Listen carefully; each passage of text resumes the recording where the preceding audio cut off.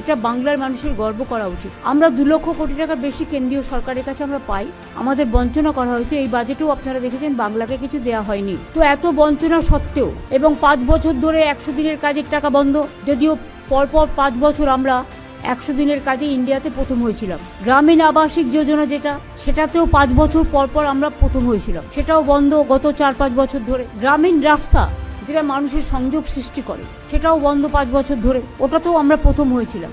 এই সমস্ত স্কিমে সব টাকা বন্ধ, এমনকি সর্বশিক্ষা মিশনের টাকাও বন্ধ। শিক্ষাক্ষেত্রে আপনারা দেখলেন এই বাজেটে কেন্দ্রীয় সরকার টাকা কমিয়ে দিয়েছে।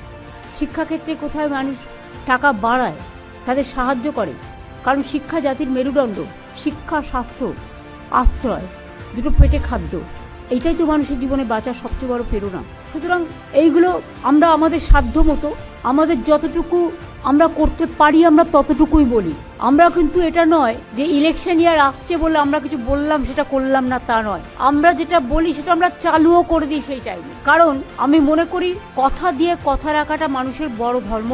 আপনারা দেখেছেন প্রত্যেকটা ইলেকশনের আগে আমরা যেটা বলেছি আমরা সাধ্যমতো তার যে মেন কি পয়েন্টগুলো আমরা করেছি। এবং আজকেও যে বলা হলো লক্ষ্মীর ভান্ডার, ফেব্রুয়ারি মাস থেকেই তারা পাবে। 500 টাকা করে বেড়ে গেল সবার জন্য।